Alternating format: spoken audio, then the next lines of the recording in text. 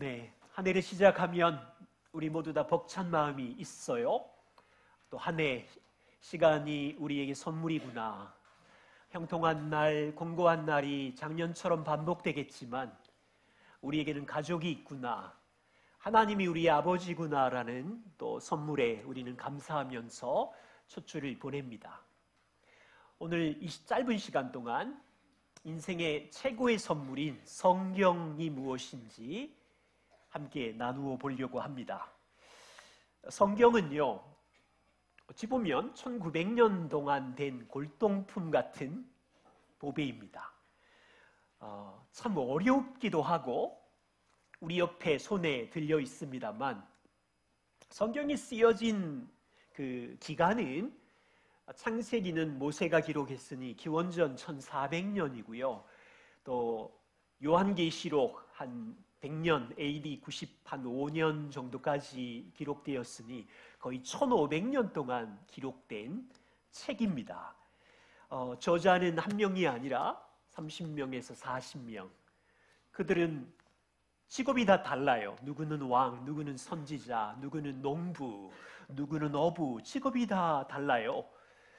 쓰여진 언어는 히브리어, 헬라어, 아람어 세 가지 종류의 언어이고요. 문체들 장르도 달라요. 시편은 시로 기록되었고 신약은 편지고 역사서도 있고 묵시록도 있고 지혜서도 있고 너무 다양합니다. 그래서 어렵지요. 30여 명의 넘는 저자들이 함께 모여서 의논한 것도 아니고 각자 1500년 동안 서로 다른 시대에서 문화에서 살았고 다른 역사적인 환경에서 살았고 관점도 생각도 너무 다르기 때문에 이해하기가 어려워요. 일반적으로 세상에 수많은 책들 중에 베스트셀러가 있어요. 얼마나 최고 반열에 있을까요? 10년을 견디기 어려울 거요. 대부분 절판되고 사라져요. 100년 동안 존재하는 책이 몇 권밖에 안 되고요. 우리 손에 들려있는 이 책은 1500년대까지는 모두의 손에 있지 않았어요. 이 책이 이렇게 대중화된 건 인쇄술의 발달과 종교개혁의 영향이에요. 이 책은 보물이에요. 하나님의 선물이에요. 이 책이 놀라운 선물인 이유는 이 책 안에 하나님이 누구시며 우리가 누구이며 인생이 무엇이며 어떻게 살아야 할 것이며 하나님의 사랑 앞에 우리는 어떤 존재인지에 대한 광대한 물줄기와 생수와 지혜와 다 있어요. 우리는 올 한 해 동안 성경 일독에 도전하기로 교회가 함께 여러분들과 나누었습니다. 그래서 오늘은 여러분들이 일독을 할 때 약간의 도움을 드리고자 성경에 나타난 하나님의 마음을 특별히 우리가 약속하기는 그리스도 중심의 성경 읽기를 함께 합시다 라고 했잖아요. 그래서 어떻게 그리스도 중심의 성경 읽기로 말씀을 읽고 묵상하는 게 무슨 의미인지를 한 2-3시간은 필요한데 제가 좀 과감한 도전을 합니다. 한 40분 정도 안에 여러분들 안에 그리스도 중심의 성경 읽기를 창세기부터 계시록까지 10개의 포인트를 잡아서 여러분들하고 살펴보려고 합니다. 성경 전체의 조감도인데 10개의 핵심을 놓치지 않는다면 옆으로 도망가서 혼란해 하지 않으실 거고 이 10개의 포인트 안에서 그리스도께서 무슨 일로 약속되었음이 올 것인지를 이해하신다면 좋겠어요. 자, 우선 한 10개. 이건요 제가 만든 게 아니라 그레암 골즈워드라고 하는 성경 신학자가 복음과 하나님의 나라에 제시한 것을 조금 바꾼 겁니다. 거기 그대로 가지고 왔어요. 여러분 주보 사이에 있는 표 하나 있으시죠? 구약 역사에 연대도 들어가 있는데 이것을 좀 살펴보시면서 10개의 포인트들의 핵심을 우리 자녀들도 성도님들도 이해하시면서 한번 같이 진행해 보려고 해요. 창세기 1장부터 3장은 창조와 인간의 타락이 등장하죠. 창세기 4장부터 11장에는 타락하자마자 하나님께서 위대한 약속을 주시고 또한 대홍수, 온 인류의 심판이 등장하죠. 창세기 12장에 아브라함이 나타나고 그리고 그 한 가정이 거대한 민족이 돼서 애굽에서 종살이 하다가 출애굽하는 일이 여러분 기억나시죠?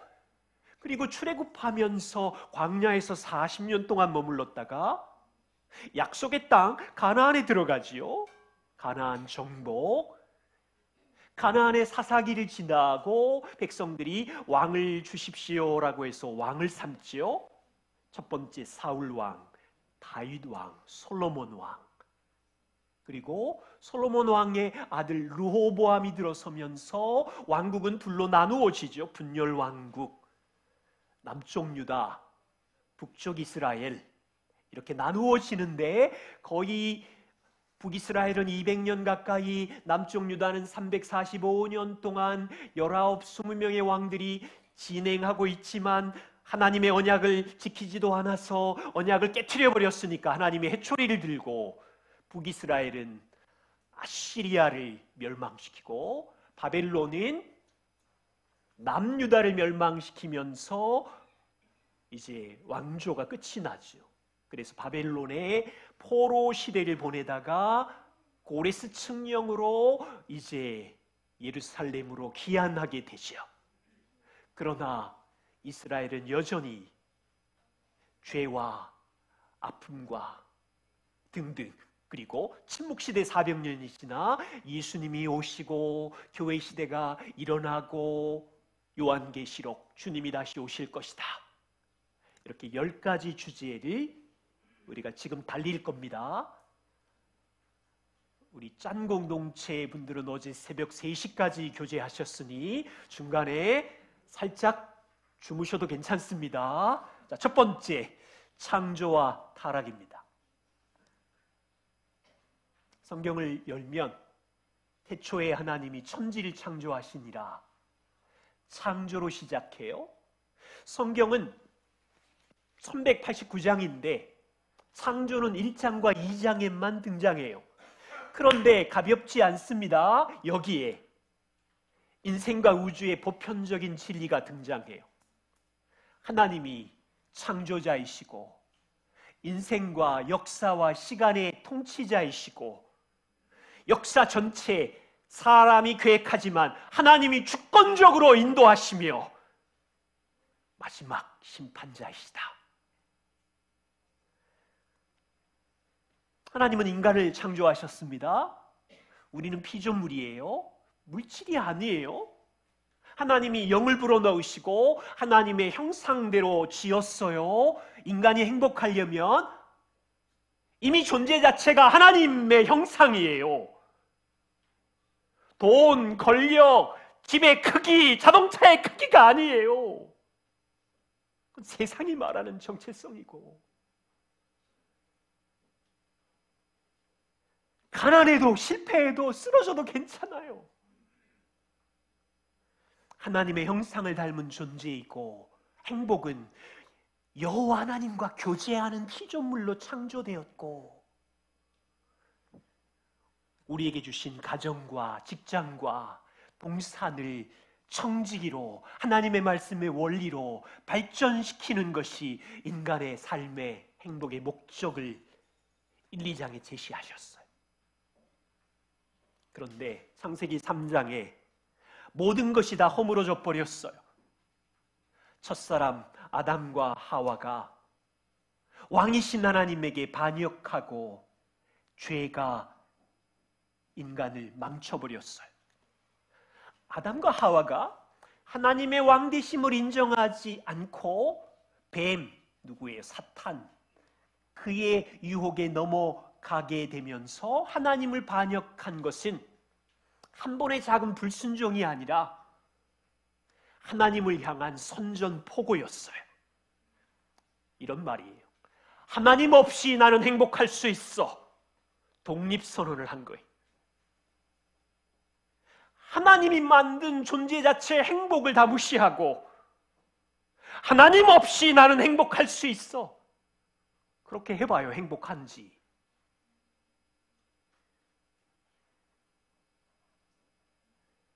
그 결과 인생과 역사에 쓰나미 같은 대재앙이 밀려왔고 창세기 3장에 하나님을 반역하자 남자와 여자를 저주하시고 뱀과 뱀 사탄을 저주하시죠.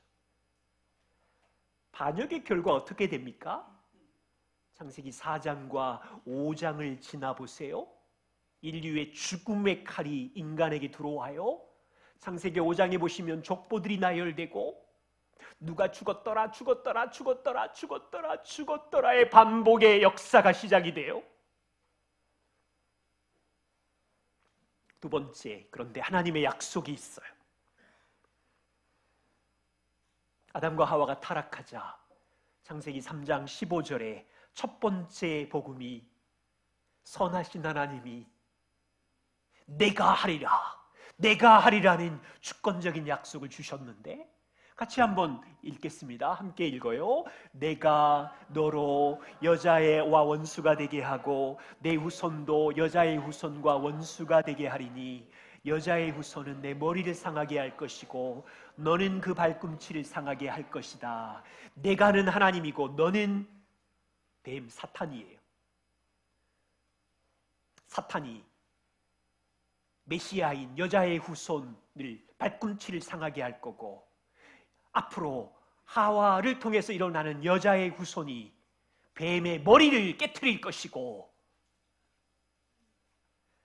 아담에게는 아무런 가능성이 없었는데 하나님은 여자의 후손 하와로부터 시작되는 어느 순간의 후손을 보내서 아담이 짓밟아야 되는데 뱀과 사탄을 첫 번째 사람이 그 일을 못하자 하나님은 아담의 후손 중에 누군가가 사탄의 머리를 반드시 깰 거라는 약속을 하신 거예요. 자, 그러면 이제 성경 전체를 이해하실 때 중요한 질문은 이거예요.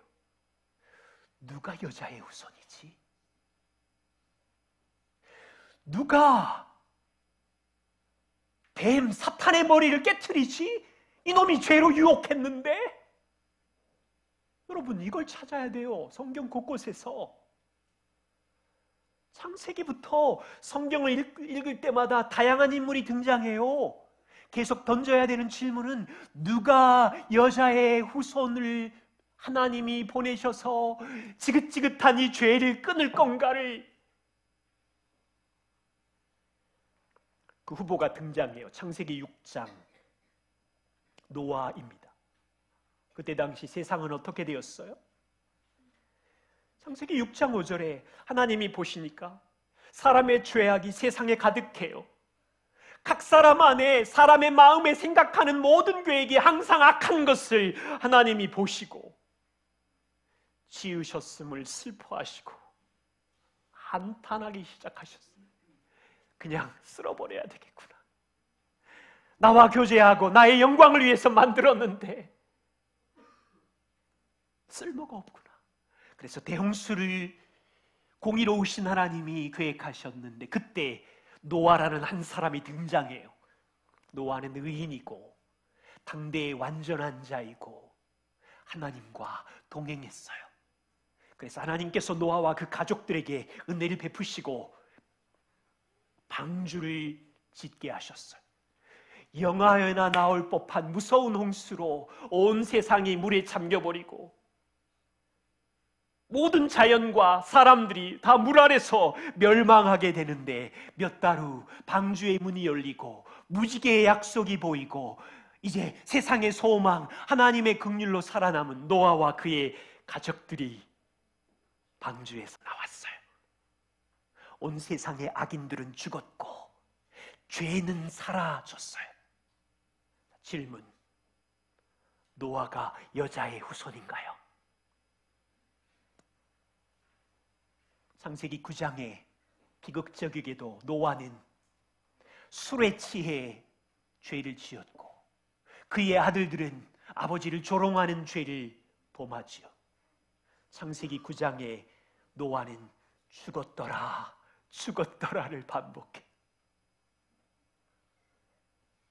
창세기 11장에 다 쓸어버렸는데 인류가 퍼지자 또 사람들은 교만해졌고 또 연합하기 시작해서 하늘을 찔 듯한 바벨탑을 자기 힘으로 쌓아서 하나님께 대항하자 하나님은 사람들의 언어를 혼잡하게 하셔서 흩어버렸어요. 세 번째 단락, 창세기 12장에 아브라함 한 가족이 등장해요. 75세 영감탱이였는데 고향과 친척과 아비집을 떠나서 약속의 땅으로 가면 자식이 없어요.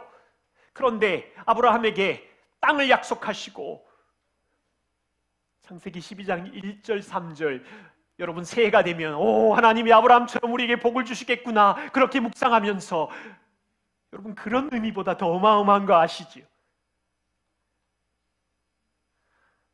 아브라함의 후손 중에 어떤 씨가 나타나서 모든 열방을 이 땅의 복 정도가 아니라 하늘의 모든 복을 주겠다는 약속이었어요.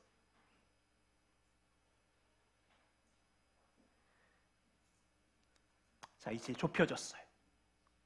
여자의 후손, 약속된 자손은 어디로부터 나와요? 아브라함의 후손 중에 그 씨에서 나오는 거예요. 하나님의 약속은 아브라함에게 전수되었고 25년을 기다려 100세에 얻은 이삭에게 동일한 약속이 전수되었고 그것은 사기꾼 같은 야곱에게도 전수되었고 너희가 약속의 땅 가나안을 얻을 것이고 너희 중에 누군가의 씨를 통해서 열방이 땅에 부자 되는 정도의 복이 아니라 영원하게 사는 복을 누릴 것이라는 약속을. 그러니까요, 이 가문 전체는 이런 테스트가 있는 거예요. 이 약속이 우리 인생에 일어날까 말까, 신뢰할 건지, 에휴, 그냥 웃기고 있네. 너무 이상한 꿈이야. 도망가든지. 그런데 하나님은 이 연약한 가정을 끌고 가면서 그것을 신뢰하도록 만들어 가면서 하나님의 열심히 이들을 끌고 가면서 야곱에게 아들이 12명이 있었어. 자, 이제 아브라함, 이삭, 야곱, 그 다음에 12명의 아들 중에 누가 이 복을 얻을 건가? 이 창세기는 초미의 관심사인데 창세기가 끝날 때 한 가닥 희망이 일어나요. 첫째, 둘째, 셋째 이렇게 자꾸 낙방되고 요셉이라는 한 아들이 형들에게 미움을 받고 애굽의 노예로 팔렸는데 글쎄 하나님이 애굽에서 요셉을 제국의 총리로 세우셨네. 요셉이 열방을 축복하는 여자의 후손인가? 출애굽기가 시작하면서 이 희망은 송두리째 사라져버렸어요. 요셉도 죽어버렸고 그 후손들은 애굽에서 400년 동안 종살이를 하면서 400년을 종살이했으니 얼마나 고달팠겠어요.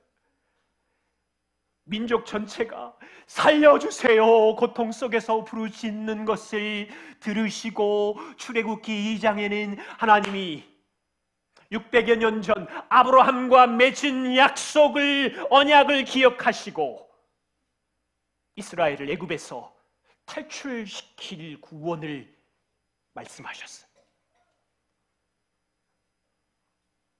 그래서 모세를 강에서 기적적으로 건지시고 80세의 그를 불러 이제 거대한 애굽 제국과 전쟁을 선포하면서 10가지 하나님의 초자연적인 재앙으로 애굽의 신들을 결박하시고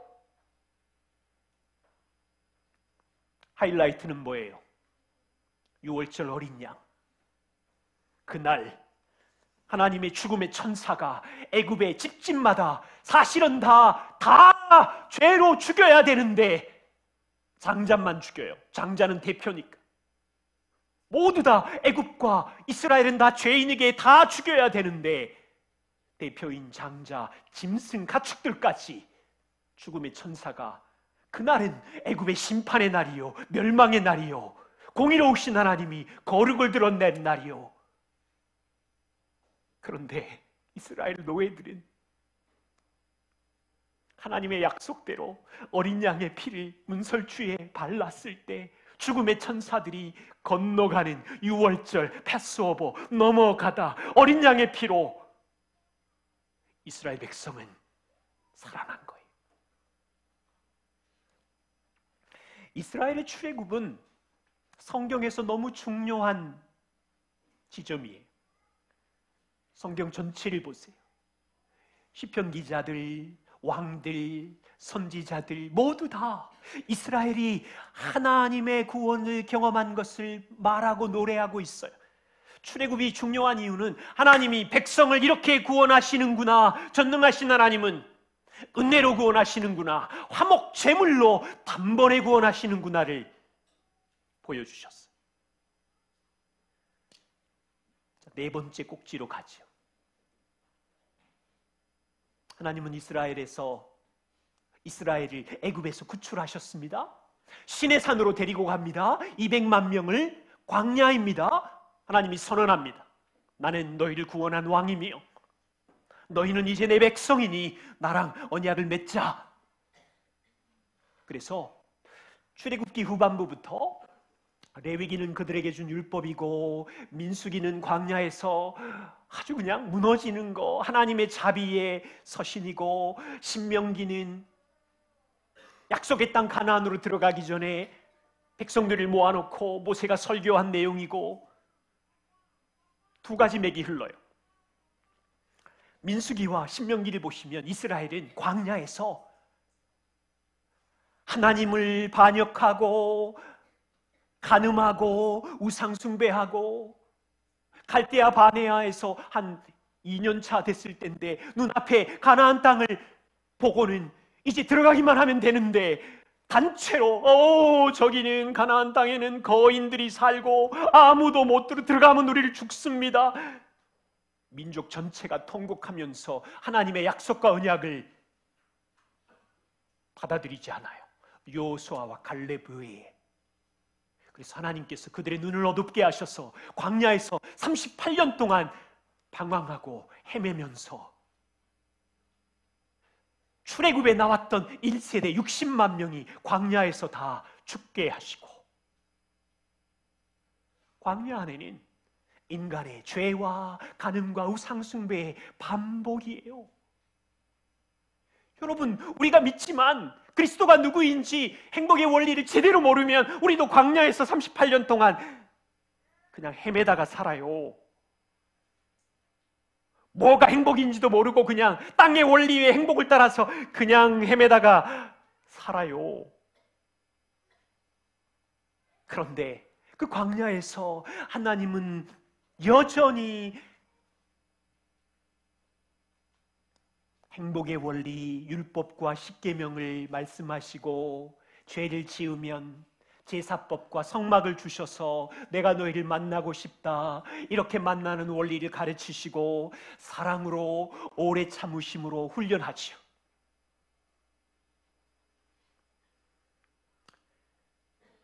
신명기 이후 위대한 지도자 모세가 죽습니다. 여호수아서는 모세를 뒤이어 이제 약속의 땅 가나안으로 들어와서 가나안 정복 전쟁을 일으키지요. 여호수아서가 끝날 무렵 여호수아는 12명의 야곱 자녀들에게 땅을 분배하는 걸로 마무리가 되죠. 그 이후에 사사시대가 일어나요. 보세요. 약속의 땅에 살고 있는 이스라엘 백성인데 350년 동안 사사기는 망가져도 이렇게 망가질 수 있나 할 정도의 죄의 패턴이 반복이 됩니다. 이스라엘이 하나님께 불순종하면 다른 민족이 쳐들어와서 지근지근 짓밟아 버리면 백성들은 주여 살려주십시오 기도하면 하나님은 그 민족 중에 사사 한 명을 세워서 괴롭히는 이방 민족을 짓밟아버리고 이스라엘을 구원하는 패턴. 또 일어나면 죄를 짓고 불순종하고 우상숭배에 빠지고 하나님이 또 사사를 세우시고. 사사기의 마지막은 이렇게 끝나죠. 지난 350년 그때까지 이스라엘의 왕이 없으므로 각기 소견에 옳은 대로 행하였더라. 여러분 잘 따라오고 있습니까? 너무 정신없이 쏟아붓고 있어서. 자녀들은 가정예배하면서 많이 들었지요? 네. 이제 5번째 왕정시대로 가보죠. 사사 시대가 끝나고 사무엘 상하는 어떻게 왕이 등장하느냐에 대한 이야기예요. 초대 왕은 사울, 두 번째는 다윗, 세 번째는 솔로몬 왕이죠. 자, 보세요. 이스라엘은 언약 백성인데 하나님께서 이스라엘을 국가로 세우셨을 때 왕이 세워진다면 왕의 머리에 왕관이 씌워질 텐데, 자, 기억해야 돼. 창세기 3장 15절. 이 왕이 여자의 후손인가? 이 왕이 여자의 후손인가? 백성들이 요구했던 왕이랑 하나님이 세우고 싶은 왕이 다르다는 걸 이해하셔야 돼. 백성들이 요구한 왕은 다른 이방 열방을 보니 힘있는 권력자 왕이 세워지니 왕이 어쨌든 억압은 하지만 백성을 잘 살게 하고 잘 먹여주고 평안을 주는 그런 왕을 원했고, 창세기 3장 15절에 하나님이 세우고 싶은 왕은 어때요? 사탄의 머리를 깨트리고 죄를 결박하고 죽음을 멈추게 하고 하나님을 사랑하게 하고 하나님으로 인하여 기뻐할 수 있는 샬롬을 주는 왕을 하나님은 세우고 싶으신 거예요.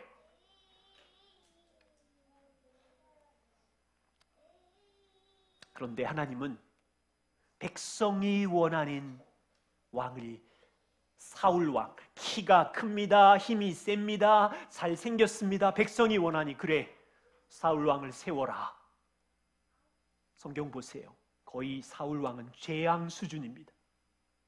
불순종하고 반역하고.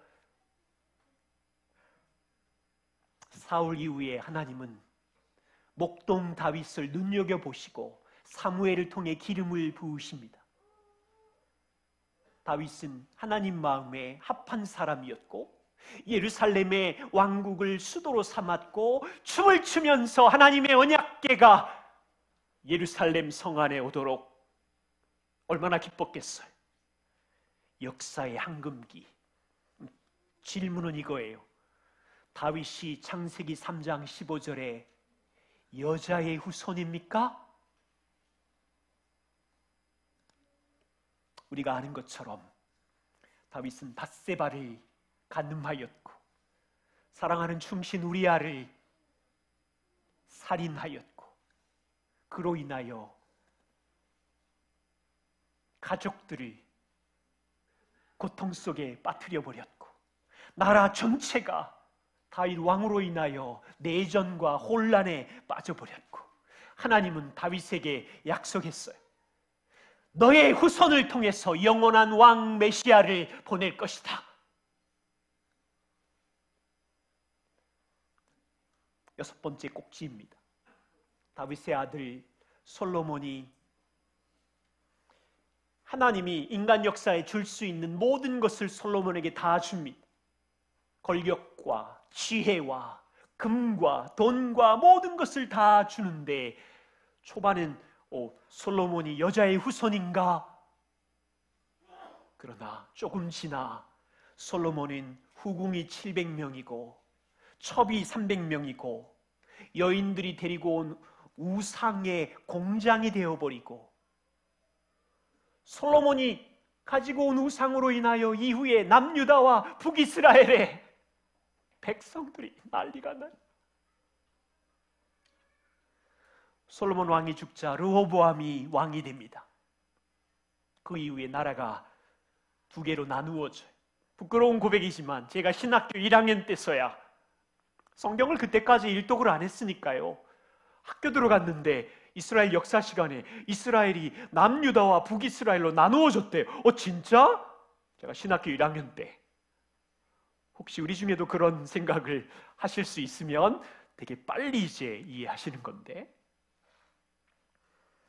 한국이 북한과 남한 둘로 나누어서 분열된 국가로 오랜 세월 있는 것처럼, 그래서 열왕기 상하와 역대기 상하 역사서를 보시면 북쪽의 이스라엘과 남쪽의 유다를 다스리는 여러 왕의 행적들이 기록되어 있어요. 몇 명의 왕인지 여러분 제가 말씀드릴게요. 북이스라엘은 209년 동안 통치했고 19명의 왕들이 나열되어 있어요. 선한 왕은 한 명도 없어요. 권력 다툼을 하다가 살해된 왕들이 8명이나 돼요. 사사기처럼 죄의 지루한 반복의 역사가 200년 가까이 계속되고 있어요. 예루살렘을 중심으로 한 남유다는 345년 동안 지속되었는데 20명의 왕이 나열되고 있고, 선한 왕이 6명 정도이고 악한 왕이 대부분이에요. 여전히 우상 숭배와 사악함의 반복이었어. 하나님의 언약의 백성이 이런 오랜 세월 죄로 인하여 심각하게 달려갈 때 하나님은 선지자를 왕과 백성에게 보내시면서 흔히 우리는 선지자 시대라고 말하고, 이 선지자들이 하나님의 언약을 기억해라. 하나님은 선하시다. 너희의 죄를 회개하고 여호와께 돌아와라. 돌아와라. 제발 돌아와라. 너희는 내 백성이고 내 아내고 너희는 내 자식이 아니냐. 여러분, 구약 읽을 때 힘든 부분이 소선지서지죠. 구약 성경 12개 뒤쪽에 나오는 요엘, 아모스, 오바냐, 요나, 미가, 나움, 하박국, 대부분이 소선지자는 북쪽 이스라엘과 남쪽 유다 이 300년 동안 어느 시점에서 활동했던 선지자들이에요.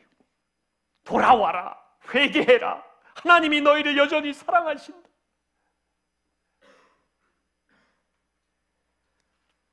하나님이 보낸 선지자들을 백성들은 거역하고 때로는 죽여버리고,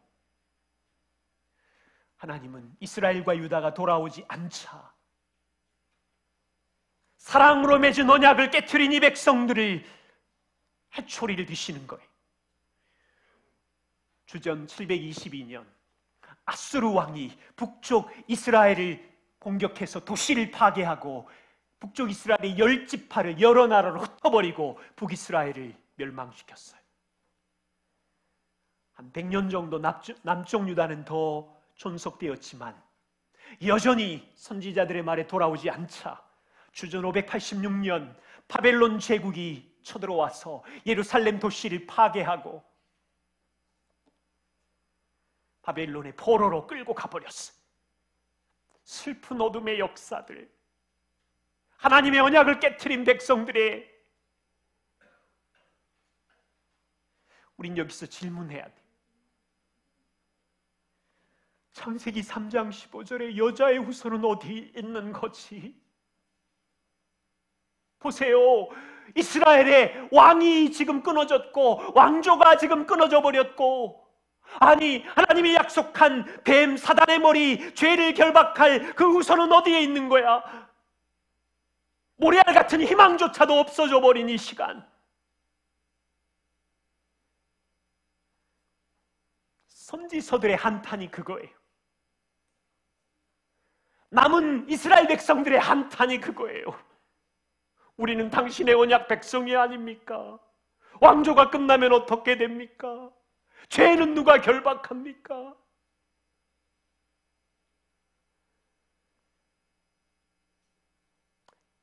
일곱 번째 꼭지입니다. 여기서 잠깐 생각하실 게 있어요. 바벨론의 느부갓네살 왕이 남유다를 침입하기 전에, 아니 바벨론이라는 존재가 힘을 받기도 전에 아주 미약했을 때 하나님께서 선지자들을 통해서 저 미약한 바벨론이 일어나서 남유다를 멸망시킬 거고, 너희는 바벨론의 포로 생활을 할 거고, 포로 생활은 끝이 아니라 하나님이 회복시킬 거고. 여러분, 하나님은 역사를 통치하는 분이 제국을 멸망시키기도 하시고, 작은 제국을 흥하게도 하시고, 그 제국을 회초리로 들어 그 백성을 훈육하기도 하시고, 그 크신 하나님이 올 한 해 사랑하는 백성인 우리를 말 안 들으면 이 사람 저 사람을 동원해서 훈육하기도 하실 거고, 말씀으로 양육도 하실 거고. 성경의 대선지서를 보세요. 이사야, 예레미야, 에스겔, 다니엘, 이 4명의 선지자는 함께 만나서 의논한 적도 없어요. 서로 각기 다른 시대를 살았어요. 서로 다른 장소에서 다른 관점으로, 음악으로 말하면 소프라노, 엘토, 베이스, 테너처럼 이 4명이 다른 곳에서 동일한 메시지를 이야기하는데, 우리는 망할 거다, 그렇지만 하나님이 70년이 되면 돌아오게 할 거다, 우리는 망할 거니 너희 순순히 바벨론에게 항복해라, 포로로 끌려가라, 이 메시지를 계속 전하고 있거든요. 이사야는 예루살렘이 멸망하기 전 150년 전에 이 예언을 시작했고요. 예레미야는 예루살렘의 멸망을 몸으로 다 경험했고요. 그래서 눈물의 선지자 예레미야 애가 도시가 파괴되는 거, 젊은이들이 죽는 거,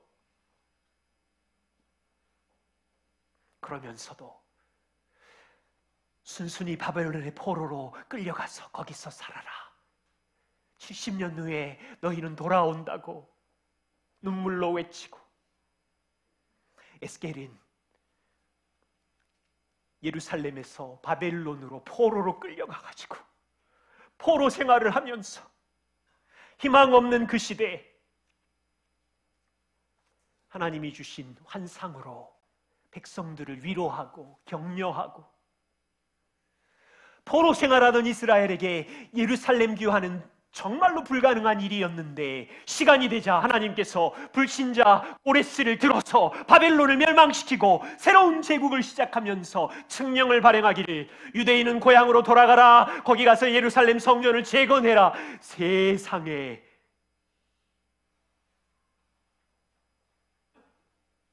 하나님은 역사를 움직이는 주권자세요. 우리는 0%도 할 수 없지만 하나님은 하실 수 있어요. 약속을 따라서.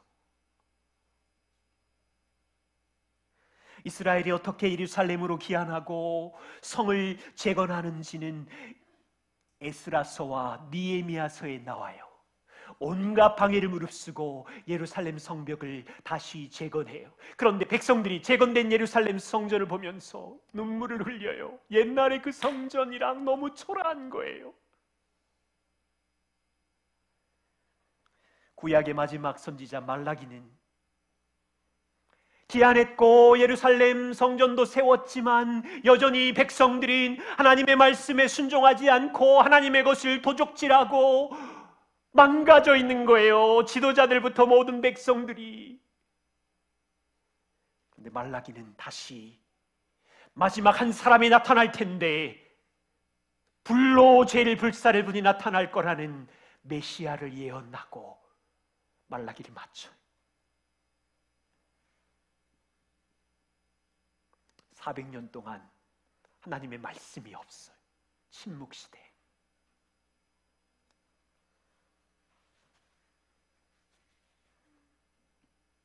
여자의 우선은 어디 있는 거예요? 죄를 결박할 메시아는 어디? 마테마가, 누가, 요한인 서신을 시작하면서 아브라함과 다윗의 자손 예수 그리스도의 계보라, 하나님의 아들 예수 그리스도의 복음의 시작이라, 왕이 오셨다고 선언하기 시작했어요. 구약의 하나님의 약속대로 그 메시아는 아브라함의 자손이었고 다윗의 자손이었고, 구약 성경에 기록된 왕 하나님의 아들이었어요. 사복음서는 구약의 모든 약속이 기록되었으되 선지자들의 예언들을 곳곳에 집어넣으면서 베들레헴에 태어나신 아기 예수, 나사렛에서 자란 예수, 이 사람이 메시아인 것을 증명하고 있습니다. 예수님의 사역은 고작 3년이 무슨 일을 하셨어요? 자연을 다스리시죠. 폭풍우를 잔잔케 하시고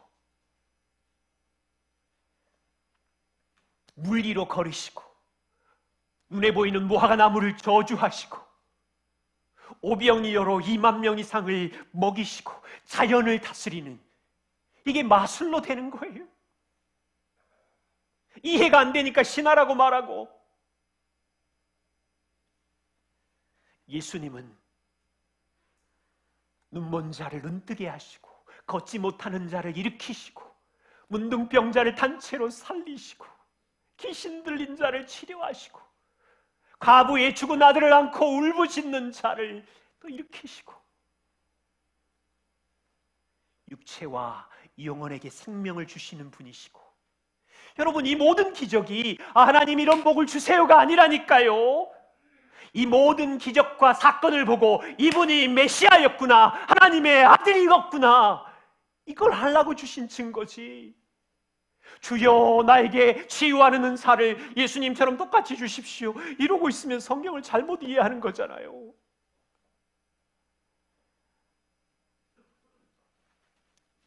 예수님은 말씀으로도 하셨어요. 나는 길이요 진리요 생명이니 나는 영원전부터 하나님과 함께 있었고 영생을 주려고 왔고 나는 너희를 위하여 생명을 주려고 죽으려고 온 하나님의 아들이고, 스스로 메시아임을 선포하셨어요. 그런데 이스라엘의 반응을 보세요. 그들의 관점에서는 예수는 너무 가난했고 너무 볼품이 없고 돈도 없고 힘도 없고 조직도 없고 제가 무슨 메시아야. 유대인은 음모를 꾸미고 제자 유다, 가룟 유다를 속여서 배신하게 하고 로마 제국의 처참한 십자가 위에 매달아 죽여버렸어요. 그런데 유대인은 전혀 깨닫지 못했죠. 예수 그리스도의 죽음까지도 완벽한 구원의 예언의 성취이고 구원 계획인 것을 몰랐던 것이, 예수님은 죄가 없지만 자기의 죄 때문에 죽은 게 아니라 죄인들의 죄를 대신해서 형벌을 받은 거죠. 우리의 죄를 용서하시려고 죽으신 거죠. 창세기 3장 15절 다시 보세요. 여자의 후손이 십자가의 죽음으로 사탄은 여자의 후손의 발꿈치를 깨물어 버렸어요. 그런데 여자의 후손이 십자가의 죽음으로 우리와 우리 모두의 죄의 권세를 끝내셨고, 여자의 후손이 다시 살아 부활하심으로 사탄이 붙잡고 있던 죄의 결말 죽음의 권세를 깨트려 버리시고 단번에 하나님의 구원의 길을 여신 거예요. 창세기 3장 15절. 아담은 가망이 없지만, 너희는 가망이 없지만 내가 하리라 다 해버리셨어. 그리고 그분이 부활하셔서 40일 동안 제자들에게 자주 나타나셨어요. 당신이 누구인지를 가르치셨고, 오늘 봉독한 누가복음 24장 44절 48절, 부활하신 예수님이 제자들에게, 우리들에게 이렇게 말씀하시는 거예요. 너희가 매일마다 읽는 모세의 율법, 선지자의 글, 시편에 기록된 모든 것이 메시아인 나에 대한 이야기인 줄 아느냐? 모든 약속이 이제 성취되었다. 너희가 이제 이 성경을 읽을 때마다 성령이 너희 마음을 열어 깨닫게 하실 것이니 깨닫게 하는 그것은 하나님의 아들이 너희를 위하여 십자가에서 죽으셨고 고난을 받아 너희의 모든 죄가 사함을 받았고 이것을 믿는 자에게 영원한 생명을 얻는 자녀가 될 것이고 너희는 이 모든 일에 복음의 증인이 되어라.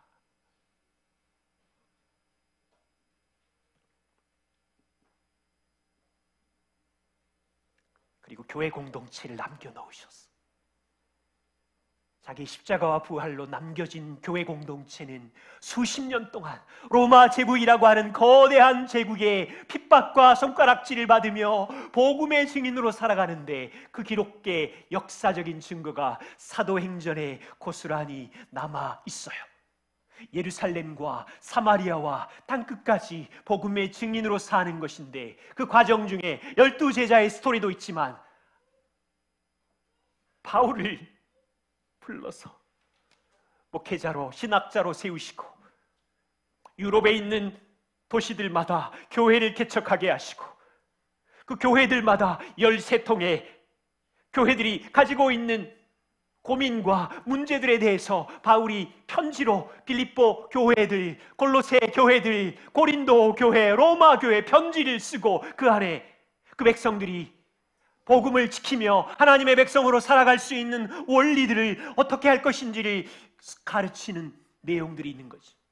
신약 성경을 종합하면 바울의 편지와 12사도들의 제자들의 편지들이 있죠. 베드로 전서 후서, 베드로가 쓴 편지, 요한 1서, 2서, 3서, 요한복음, 요한 계시록, 요한이 쓴 편지, 야고보는 예수님의 육신의 동생 야고보이고 유다서는 예수님의 육신의 동생 유다가 쓴 편, 모두 다 복음의 증인으로 핍박받는 교회를 격려하는 위로의 근원이었죠. 요한계시록은 patmos섬에 갇힌 요한이 환상을 보고 로마 제국의 극심한 박해받는 백성들을 격려하려고 쓴 글인데 주로 내용은 이겁니다. 너희는 주의 백성으로 고난을 받을 것이다. 그런데 고난받지만 보좌에 계신 주님이 너희의 통치자이시고 로마 황제가 통치하는 게 아니라 보좌에 계신 주님이 역사를 통치하시고 너희를 괴롭히는 원수들은 다시 오시는 왕이 결박할 것이고 너희가 승리할 것이고 너희는 그리스도의 영원한 신부이고 마지막이 어떻게 끝나요? 창세기 4장 5장에는 죽었더라 죽었더라 죽었더라 죽었더라. 이제 너희는 죽음이 없는 것, 저주가 없는 것, 아픔이 없는 곳, 내 신부인 너희랑 영원한 사랑의 교제 안에서 새로운 에덴, 새로운 예루살렘에서 나와 함께 영원히 살리라.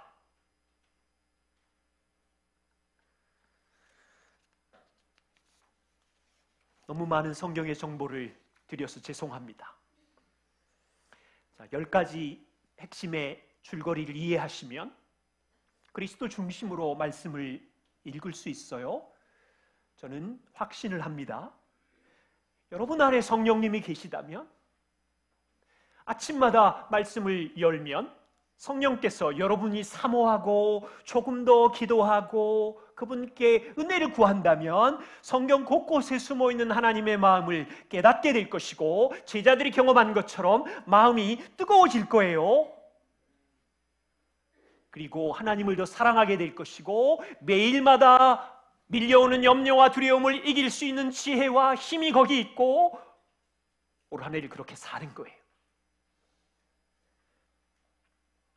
1800~1900년 성경은 가장 강력한 사랑을 받은 책이지만 성경은 역사 속에서 군대와 권력자들에게 가장 많이 불태워지고 미움을 받은 책인데 오늘날은 군대나 누가 조롱의 공격을 받지는 않지만 아침마다 여러분은 성경을 못 잡게 하는 경쟁자들이랑 싸우고 있는데 분주함의 괴물들, 먼저 해야 되는 자녀 양육의 우선 급한 일들,